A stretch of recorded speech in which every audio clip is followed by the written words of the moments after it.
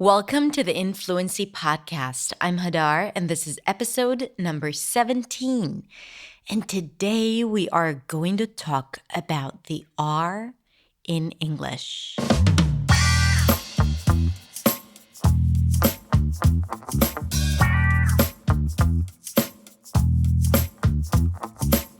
Hello, my friend. How are you doing? I hope you are doing just great. And I want you to say with me the word great. And if you struggled or felt uncomfortable, then this episode is for you. Because today we are going to dive deep and talk about the R in English, in particular the American R. But we're also going to touch upon the British/Australian R. It's not really a different R, it's just a different approach to R.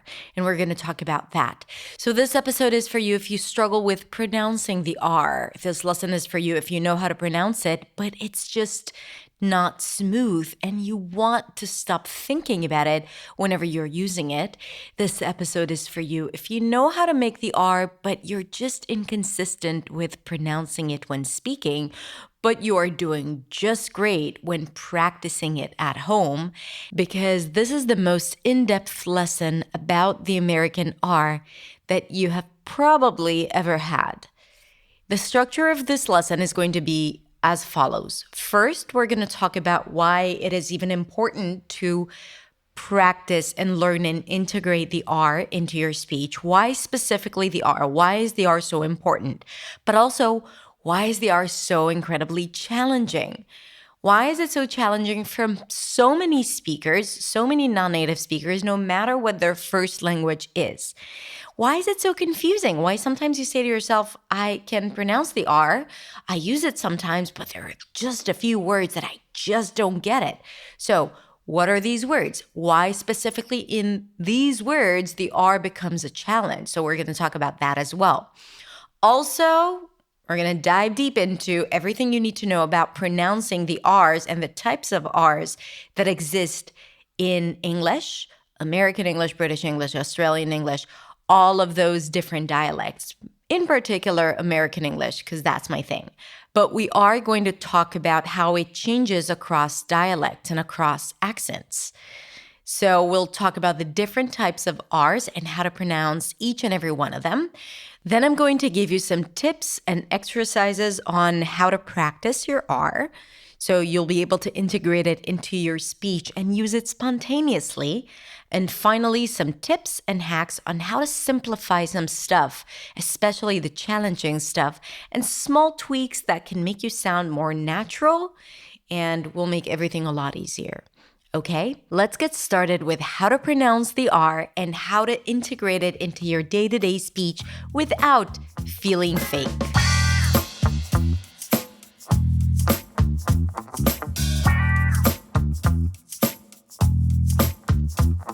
Okay, I know you feel it, but let's talk about why technically the R is so incredibly important. Well, first of all, it's a consonant, and consonants are important. Unlike vowels, when you change consonants, it completely throws off the listener. With vowels, people are kind of used to hearing them being modified. So the difference is important, but it's very common that people may substitute it, even people who are native speakers who speak a different dialect. However, if you substitute a consonant like the R or the L or the P, it will immediately throw the listener off because they will be listening or looking for a different word, not the word that you are intending to say. So in terms of the hierarchy of speech, I find that mispronunciation of consonants is more critical, and working on consonants is more important than working on vowels, even though vowels are important. But sometimes even native speakers kind of merge vowels together. For example, the bed versus bad vowel pair, as in red versus as in cat, is sometimes merged in the US alone. And the difference between sheep and ship is not that distinct in other dialects of English. So vowels are easily modified while consonants are not, for the most part. And this is why when you mispronounce the R, it may be more confusing for the listener. Unless they are able to rather quickly make that substitution between what they expect to hear and how you pronounce the R, and then it's okay. So at some point, they do catch on your substitution and it becomes clearer to them. But it also depends what substitution you're making, because if you pronounce the R as R, it'll be easier for them to grasp that substitution versus if you substitute the R with an L, for example, like some Japanese speakers may do or other speakers of other languages, that would be more confusing because the L does exist in American English. So when you substitute a sound that exists in American English with another sound that exists in American English, that's bad news. Like this is definitely should be on your priority list in terms of what to practice and how to integrate it into your speech. Second place is when you just substitute it with a sound that doesn't exist in English, because then people can catch on to this and make that substitution in their brain, but it will take them a little longer to analyze what you are saying. And then I would say in terms of the pronunciation hierarchy, to start working on the distinction between similar vowels. But of course, what I'm saying right now is very general. It's like an outline to follow, but it really is very individual depending on the individual person and the speaker.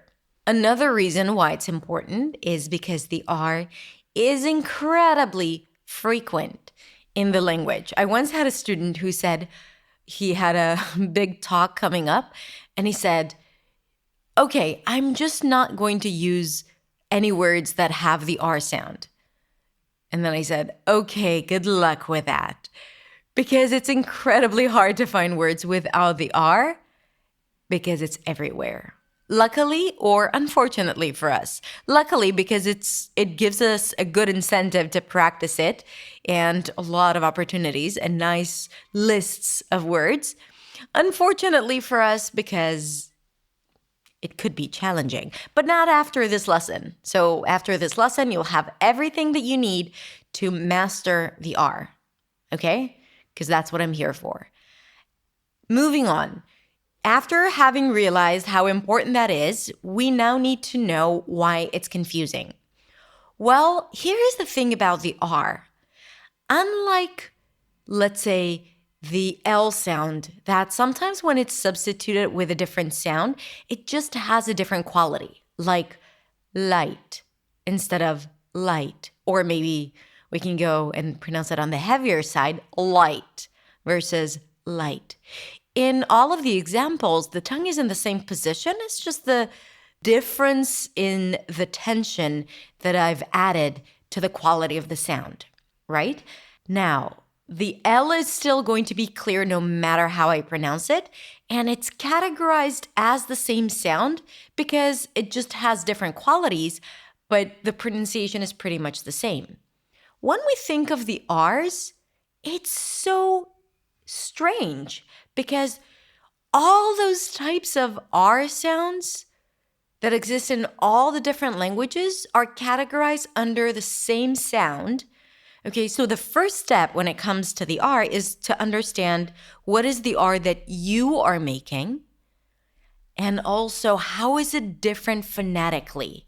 Meaning, do you pronounce your R in the back of the throat? Do you use the tip of the tongue when pronouncing the R, like in R sound? Or do you use an H, right? Try to identify what sounds you might be making instead of the American R. Awareness is key. And if you can't hear it, you can't make it. So it's your job to first hear the differences and to identify what it is that you're doing differently, because that's your starting point. Okay, moving on. why is it so challenging to integrate it into your day-to-day speech, and why you might be developing this resistance towards the R, even though maybe technically it's not a problem for you to pronounce the R, but something there happens that prevents you from using it spontaneously. Well, one, it is a weird sound. I mean, come on. Who wants to sound like a pirate all of the time? Right? Or like a dog. For people who don't have that R sound in their language, it may sound extremely weird and artificial. Well, what I would say is just get comfortable with it, buddy, because that's what's going to make you sound clear. All right? So getting past this feeling like it's weird and fake and muffled and hollow and sounds like a W, yes to all of the above. But here's the truth. The more you do it, the more comfortable it becomes. Now, another reason why people tend to get frustrated around the R, because the R is so incredibly inconsistent. Sometimes it's really easy to pronounce the R, and sometimes it's excruciating. And the reason for that is because the R behaves differently depending on where it's positioned in the word and what sounds are around it. So the R at the beginning of a word is not going to behave the same as the R at the end of the word, and an R before a vowel is very different than the R before an L. Other sounds affect the pronunciation or how we need to think about it and to prepare for it, which leads us directly into talking about the different R's in English and how to pronounce the R. So, according to me, there are 3 types of R's. Now, I'm saying according to me, because technically in the books, you will find out that there are 2 types of R's. But I don't teach according to how they teach it in phonology and phonetics, because they don't really work with non-native speakers trying to understand this R. The thing that all 3 R's have in common is the position of the tongue. When you make the R, what really matters here is what happens between the sides of your tongue and the sides of your teeth and the tension that you have inside the tongue. And the root of the tongue is that part that if you touch your chin and then bring your fingers back towards your throat, you'll feel there, the bottom part of your chin, you'll feel that there is a muscle there, and that's the root of the tongue, and it is responsible to many of the sounds, including the R. Let's just try that together. Good. Now, whether you're able to make that sound or whether you can't, I want you to, first of all, try to see what it is that you are doing. If you're substituting it, what is your tongue really doing? If you hear the sound, that's fantastic. If it sounds a little hollow,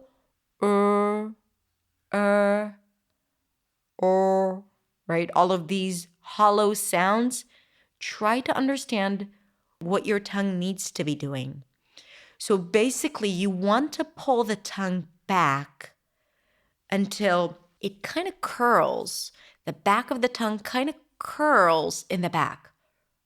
The sides of the tongue push against the insides of the upper teeth all the way in the back.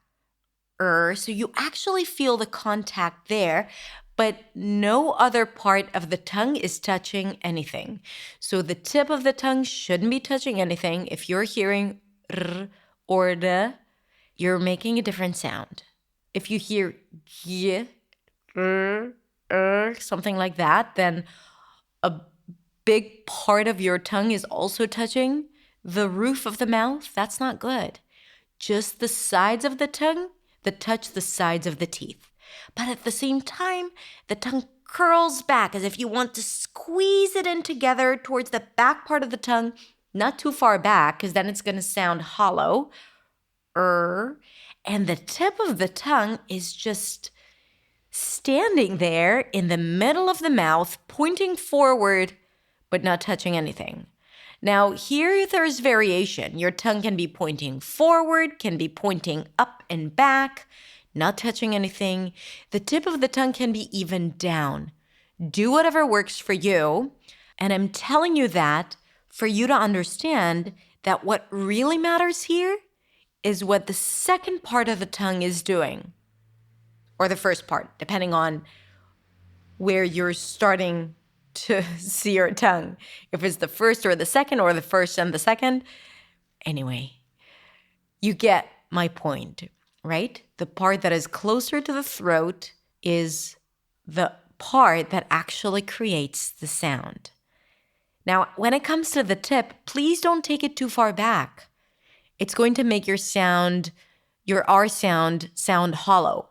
The tip of the tongue should be pointing forward. So if you put your finger in up to the first knuckle, you should be able to feel the tip of the tongue.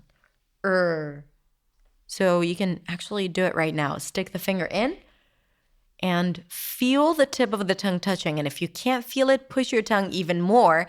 And yes, I know it might sound like I'm contradicting myself, but I'm not really. So you push the tongue forward, but at the same time, you create that tension in the back, and you push the sides of the tongue until you feel that nice, strong R tension. One more thing that needs to happen is that your lips need to round. Listen to the difference between right, and right. I hope you could hear a difference. Again, right, red.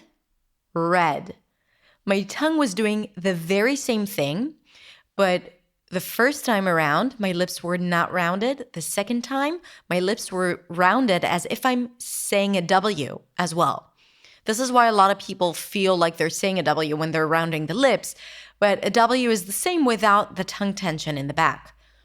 Right, white. If you say these two words, you'll hear the difference and you'll feel the difference if you are pronouncing the R correctly. Okay, so one more element of the R is the lips that need to round, as if you're rounding them for a kiss. Now, if it's still unclear, I'm going to give you some exercises that might help you to get to the R sound. First, you can start the sound by making a J as in jail or judge. They go together, jail and judge, I think. But a J sound, I was trying to come up with a more positive word. I don't know. They both may be negative for people. J, right? Let's say that for a few times. Try to identify where your tongue is when you're making that sound. J. And as you're pronouncing the J, keep on pronouncing it, but just pull the tongue away until the tip of the tongue doesn't touch the upper palate anymore. J. Pull it in, pull it in, pull it in, pull it in, pull it in. Now, don't try to make an R here, because this is where your brain gets into the picture and you're going back to the R that you're used to making. I'm not trying to get you to make an R. I'm trying to get you to make a new sound that you are usually not making. And we're doing that through the W. J, pull the tongue inside the mouth, pull it in, pull it in, pull it in, pull it in, even more. J, and then if your tongue remains up there, but the tip doesn't touch the upper palate anymore, what you'll hear is something that is actually coming closer to the tension of the R. J, right? Now we're getting into the R sound. It might not be perfect. And then what you might want to do is play with your tongue a little bit inside the mouth, as if it's a big piece of bubble gum, as long as the tip of the tongue doesn't touch the upper palate. And then move it around a little bit. Try to find the right placement. The R is that place where the tongue clicks perfectly to the right position. And if it's not in the exact position it needs to be, the sound is going to be hollow, and even worse, you're going to have to put in a lot of effort into creating that R sound, which will make you feel fake when making it. okay, or exhausted. So if you feel exhausted after speaking, it could be about you over pronouncing the R sound or not positioning your tongue in the right placement. Food for thought. Okay, so you want to play around as long as the tip of the tongue is not touching anything, or play around with the sides of the tongue and the body of the tongue as you're making this weird sound. Make sure that it's just you and me right now and no one else is watching you, because then you get judgmental and then you get self-conscious, and we don't want that, because new exciting things can come out when you feel self-conscious, right? No breakthroughs happen when you feel self-conscious and you constantly judge yourself and look at yourself through other people's eyes. Just reminding you that. Okay, so now if you're doing it right, there will be this split second where all of a sudden the sound is really loud. Okay, what happened here? Where it's really loud and it resonates like crazy without you putting a lot more effort into it. And that exact moment is your R. That's it. You've discovered it. Do it again with me. Oh my God, what happened here? Also, I feel like the body of the tongue is going up as if I'm about to make a y sound. Yeah, think about your tongue. What is it doing there? Yeah, and try to do that as you're making that weird. Okay. So you can play with that. Sometimes it takes time. Sometimes you want to do it a few days in a row until you really catch that R sound. And from there, you want to start pronouncing it while rounding your lips. As in red, and go into simple words. So that's one trick to get to the R. Start with a G, pull the tongue in, then play with the body of the tongue inside the mouth. Another trick is to start with an L sound. So start with an ah, and then bring the tongue up for an L, Allah, and then bring it back to ah, right? You switch between the two, Allah. And then instead of touching, you want to bring it up to an L, but this time, trick your brain and don't touch the upper palate.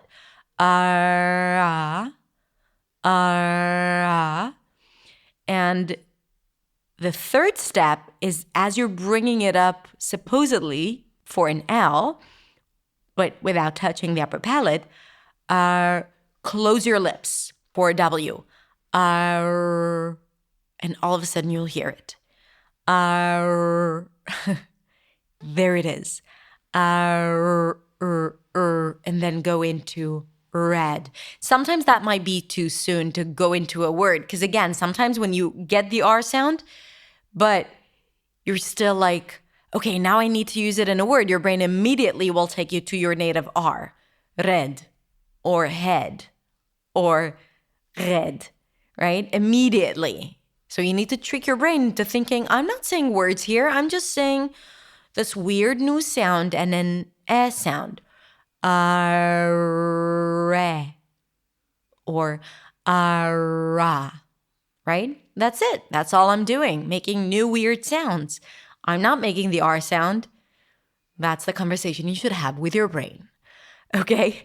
So you should do that for a little bit. Even if you already know how to make the R, try to fine-tune it by using these exercises. Try to really find the perfect placement. This practice is really good for diction as well, and to improve the quality of your R sound and to improve the control that you have over your R, because when you're able to control your tongue, you're able to control your pronunciation much more. Another imagery is a dog growling or about to bark. Ruff, ruff. If you can do that, you can make the R, my friend. Because the problem here, I'm going to say that again. The problem here is not physical. Physically, you'll be able to make the R. I mean, you make really weird sounds with your mouth, whether they form into words or whether you're saying it in your sleep, your tongue is capable of making that R sound. So don't get caught up in this notion or thought like the R is really difficult to pronounce. It's not difficult to pronounce. The problem, the challenge, is to switch between what you perceive to be an R and what is the R in American English. Does that make sense? It's how you see the R. It's your habits, your pronunciation habits. That's what you need to tackle. It's not about how you pronounce the R, because physically, everyone is capable of making that sound. Okay? You don't need to be a super pronouncer to be able to pronounce the R. Remember that. And once you shift your focus from I can't do it physically, it's impossible for me, to what am I thinking or what am I doing that prevent me from getting this R sound right? How am I not practicing it effectively? What am I doing to keep on repeating my patterns and habits instead of trying new things? What am I not noticing? These are the questions that you need to ask. Okay? Good. Now that you know how to pronounce the R, or at least how to get to it and how to practice it, let's talk about the strong R, soft R, and stir, and possible challenges that you may face in each and every one of them. The strong R is the easiest one to pronounce. So if you're just starting out, practice words with strong R only. That means words where the R is at the beginning of a word or before a vowel in the middle of the word. For example, red, right, result, around, it's in the middle, but it's before a vowel, and carry. Okay? All of these are the strong R's. And for that, you want to make sure that the tongue is in the right position, the lips round, and you open it strongly to a vowel.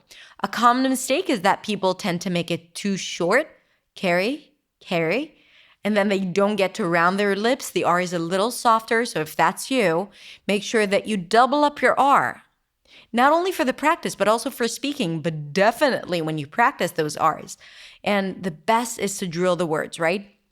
Red, run, around, really, area, already, rich, result, practice, regards, so on and so forth.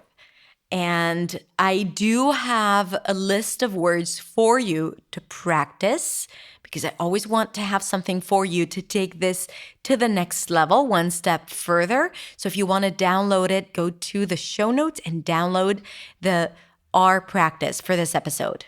Okay? It's totally free. Common pitfalls when people pronounce the R is first mispronouncing it, but you already know that, or the tendency of not rounding the lips when making the R. And when it comes to the strong R, it's really important. It does affect the quality of your R sound, so make sure that you round your lips. Use a mirror if you need to, because a lot of times people think that they round the lips, but they don't really. Then we have the soft R, or the R vowel. Here, the R appears after a vowel, usually at the end of a word or before a consonant. For example, car, hair, fourth, burger,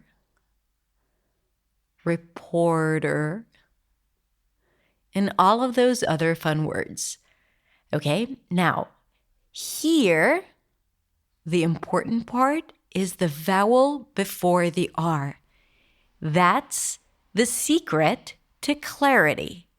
It's not about how you pronounce the R here, although it is important. You do want to get to the same position as we've practiced before, but you gotta focus on the vowel before. There are 5 R vowels. The R as in car, ah. That's basically the ahs in father. The tongue is down, the mouth is open, the lips are slightly rounded because it's an R vowel. Car, far, heart, starting, R. The second one is the air as in dare. We start with an S sound, drop your jaw a bit more, and then move into the R smoothly, air. And as you do, push your lips slightly forward for the R. they're not as rounded as they are for the strong R. Hair, dare, wear, stare. Then we have the ear as in fear. Here it's the high E, and then we move into the R. Fear, dear, clear, near. Do you hear this transition? Ear. Then we have the or as in for. Door, store, form, formal, born. And finally, we have the or as in pour. Here we have an as in cook, but it changes a bit before the R. The lips are a bit more rounded. Pour, tour, secure, gourmet. Now, this is not as popular as the rest, and some dialects even merge it with the or sound. But right now, I want to introduce you to this sound. So the 5 R vowels, R, air, ear, or, and or, these are the 5 options that you have whenever the R appears after a vowel and is connected to that vowel. So that R vowel is one vowel within the syllable. Okay, it's not 2 different syllables. It's one syllable. And you hear this vowel transitioning from the vowel, one of the 5 that I discussed, into the R. Now, here is the thing. The vowel is more important than the R, which means that while you're pronouncing this sound, 90% of your pronunciation should be the pronunciation of the vowel, and only the final 10% is the R. You're only suggesting that there is an R at the end. Car and not car. For and not for. Why is that? Because if you swallow the vowel, if you're too eager to pronounce the R, if your tongue is not listening to you and it goes up really fast without you having pronounced the sound, the word is going to become unclear and it's going to resemble another word because it's going to resemble another type of R, which is the stir sound that we're going to talk about in a sec. Okay? So if you mispronounce the vowel, if you're not allowing it the full 90% of the sound of the length of the vowel, then the word is going to be unclear. And then car and care may be both pronounced as car and care, and there won't be a distinction between them, right? For is going to be pronounced as fur, and fur is a different word. So we want to make sure that the focus is on the vowel. And I'm going to use another example to illustrate why it matters so much. There are some dialects where the R in a soft R position is not even pronounced, like the British dialect, or some Southern dialects in the US, the Aussie dialect. You don't hear people saying car, you hear them saying caw, or where, hot, full, and not for, right? Which means that the R is not that important. Which means that if you struggle with the R and you can't pronounce it, you can just drop it. Whenever it's a soft R, the less R's for you to pronounce, and you're still going to be clear as long as you pronounce the vowel correctly. Okay? Cheating is life, and if cheating makes you sound clearer, then go for it. Clear is better than accurate. Remember that. So you don't need to have the perfect American accent. You just need to be freaking clear. All right? Even if you sound a little British every now and then. What's wrong with sounding British? Nothing. As long as you're clear. Okay? So don't be so hard on yourself if you can't pronounce the R, because I just gave you a little trick to help you not pronounce, or at least put less focus and emphasis on a whole bunch of R's in the language. So when the R appears after a vowel, focus on the vowel more and make sure that the R is subtle, and you don't need to round your lips so much for those R's. I find that the hardest I'm not going to use hardest. The more challenging R vowels are the air and the or, right? Because the tongue for the vowel and for the R is really similar, and people tend to merge them more than they would, let's say, the word here. Okay? So pay attention to those in particular. I find that when people pronounce the R as in car, they don't round the lips so much for the vowel, and then it sounds something like this. Car, car. So I would want you to pay attention to it as well and round your lips just a bit. Car, car. You hear the difference? My tongue is doing the same thing. Car, car. What sounds better? Far, far. Start, start. All I did was push my lips a little bit, creating more of a resonance box for the R sound. And it resonated differently and sounded better. Okay, so that's the R sound, and the pitfalls of the R sound, as I said, is sometimes not fully pronouncing the vowel before. The vowel might not be clear, or easily going into your native R because you're not focusing on it. You're focusing on the R. So even though you might know how to pronounce the R, you don't catch it when speaking when it comes to the soft R. So if you're one of those people who know how to say the R, they use the R, but it's inconsistent, I would dare to say that the places where it's inconsistent, where you mispronounce the R or you use your native R instead, it is probably in all those soft R positions. I'm guessing. You need to test it and to check it yourself. But if your R is inconsistent in your speech, if you don't know, just record yourself speaking freely and then try to pay attention to it as you listen to it. So these are the pitfalls of the soft R, either overpronouncing it or mispronouncing it, or sometimes just making it too short. Car, fart. It's a long vowel. It's like a diphthong, right? There is the vowel and then it changes to the R. There is transformation there and it needs time. So usually it's a little longer than, let's say, the I as in ship. Moving on to the stir sound. Now, technically the stir is an R vowel. However, it is so incredibly dominant that I call it a hybrid between a strong R and a soft R. Because while it always appears after a vowel, this one takes over the vowel, stir, and it behaves like it's one long, strong vowel, right? But there is never a vowel after it. So we need to treat it differently. The way you pronounce it is just like you would pronounce a strong R. But the secret is to transition smoothly and directly from the consonant to the R, skipping the vowel in the middle, no matter what vowel is written in, skipping it, there is no vowel, and making the R a little longer. First, not fairst, or definitely not fierced.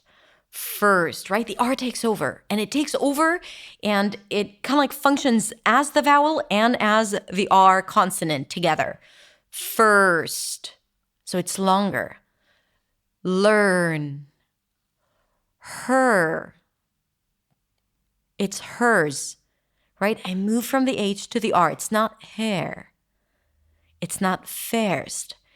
People have a hard time transitioning from the consonant to the R, so what they do is they add a vowel there. Whether it's a vowel that is written in, right? Like the vowel of the word, that the way it's spelled, fierced, or firm instead of first, or firm, or terms instead of terms, because there is an E there and it's easier, but hey, there is no E, it's terms, okay? You want to move from the T to the R immediately. Terms, turkey, terminal, turn. All of those words, they all have the stir sound. So sometimes the vowel is a pure vowel that transitions to the R, like air, hair, my hair, Or sometimes it's a stir and then the R takes over, her. And no, you can't tell which one it is from the spelling. But once you start listening to English, knowing that these are your options, you'll start recategorizing all of those sounds into fake categories that you will have created in your head. Because all it takes is awareness. And then once you start hearing the words, you start recognizing, hey, this is an R or an air. But here there was no vowel. It's learn, girl, first. So now that you know that there are these 3 R sounds, strong R, that's the easiest, round your lips before a vowel. Then we have the R vowel, put the focus on the vowel first, 90% vowel, 10% R. And then we have the stir, which is like a nice, big, fat, strong R that sits there and takes over the vowel, inconsiderate R. That's what it is. It's an inconsiderate R that takes over. It's the extroverted R. You know, I like personifying my sounds. Okay, so we know that there are these 3 R's. And just to remind you, if you want to practice them, you can download the practice sheet that I've included in the show notes. Okay, so you'll have a list of strong R words, soft R words, and stir words. And the stir words are always really interesting because they're like mind-blowing. Really? Is this the way you're supposed to do it? Of course, it comes with an audio too. So just to make sure that you hear it the way it's supposed to be pronounced. So practice with the audio as well. You can also go to hadarshemesh.com/17. That's where you'll find the freebie for this episode. Okay, so let me give you some R tricks.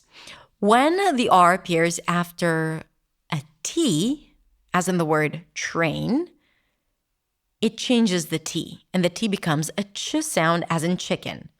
Train, tree, trust. The reason why that happens, by the way, is because the tongue anticipates the next sound. And for the R, the tongue is positioned further back. So the tongue is going closer to the back part of the mouth. And as it's going closer, it actually gets to the position where the ch sound is pronounced. If the tongue is not close to the teeth, it's going to sound like a ch. Ch. This is why it really does sound like chicken, but it's still a T. Trust me. Ch, trust. Trust.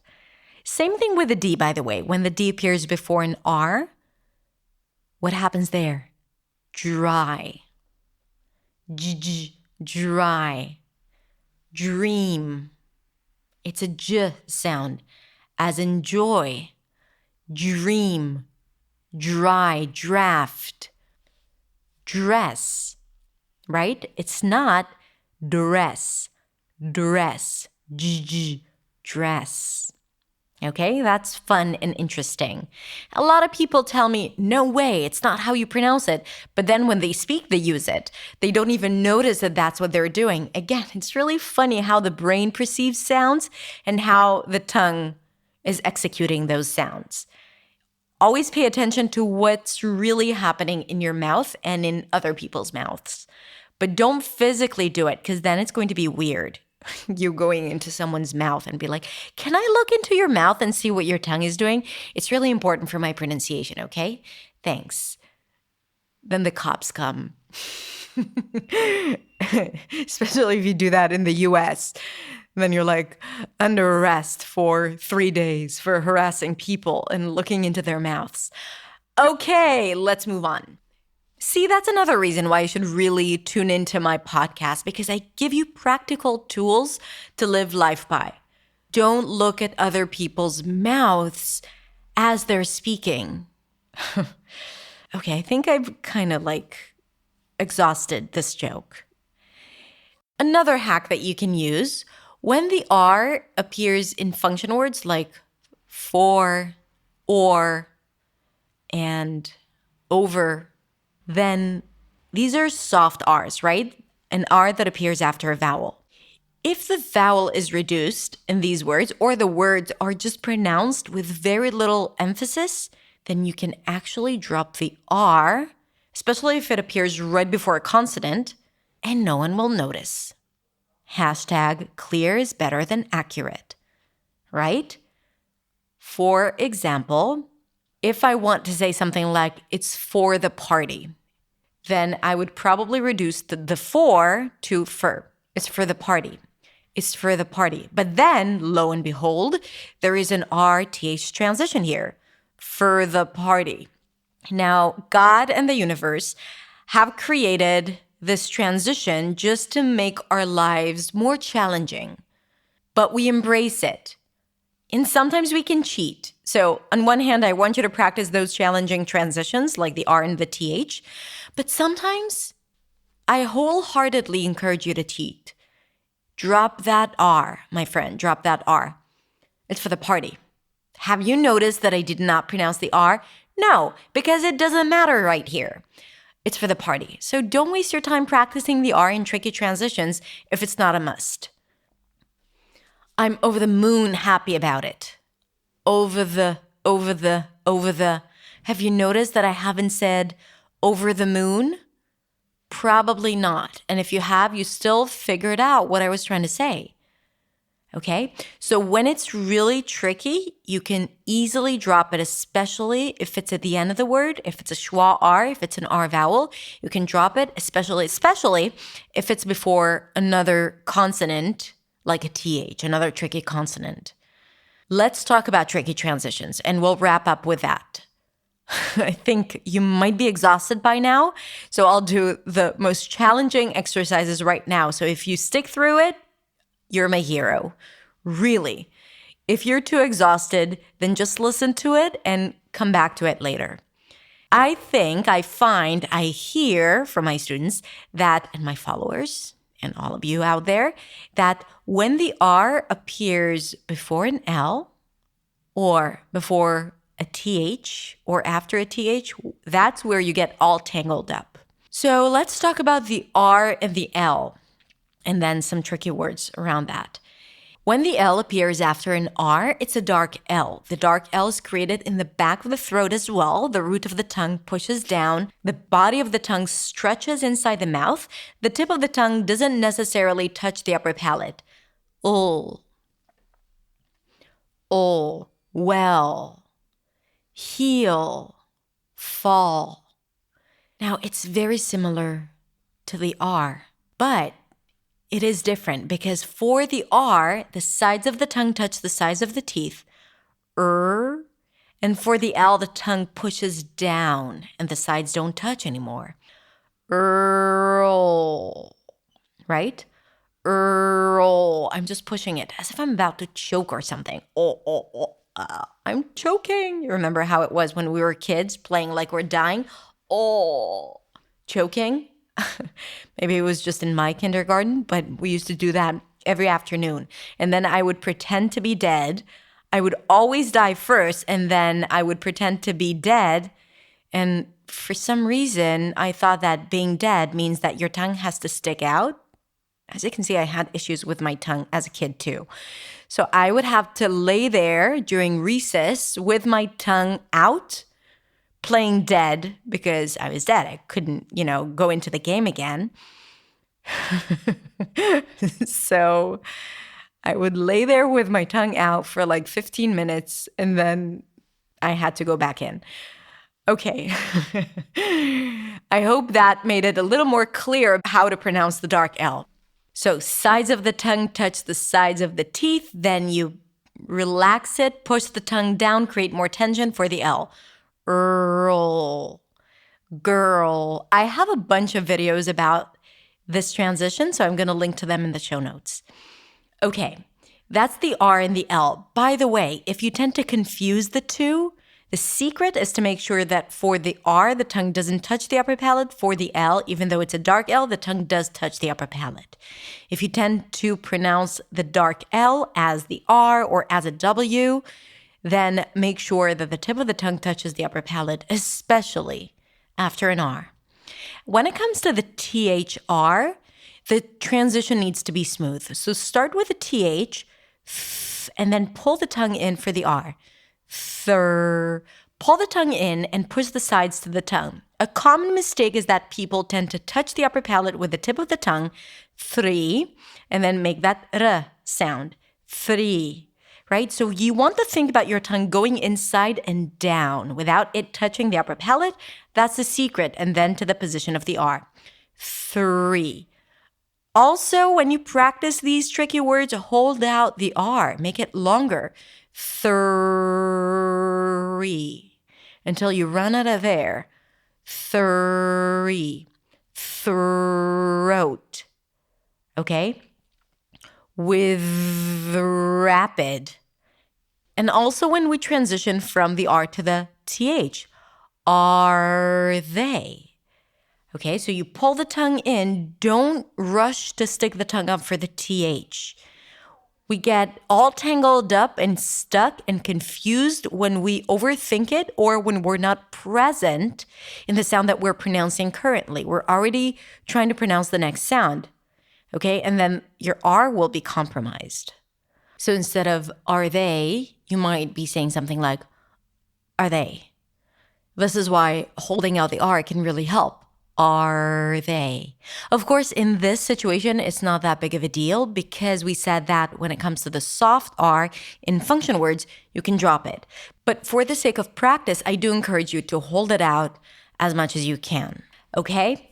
So basically, I've already said that, but if you want to practice the R, first of all, you have to be aware of those 3 types of R's. So when you hear people speak, you can identify which one's which. Then you need to identify what's more challenging and what's less challenging. Because if you might be pronouncing the strong R easily and only struggling with words with R and L, like girl and world, then you don't have a problem with the R, okay? It's all about how you frame it in your head. You don't have an issue with the R if you only struggle with these words. You have the R as a challenge for you when it appears before an L or after a W, like in were and world. But the R is not the problem. It's the sequence of these consonants.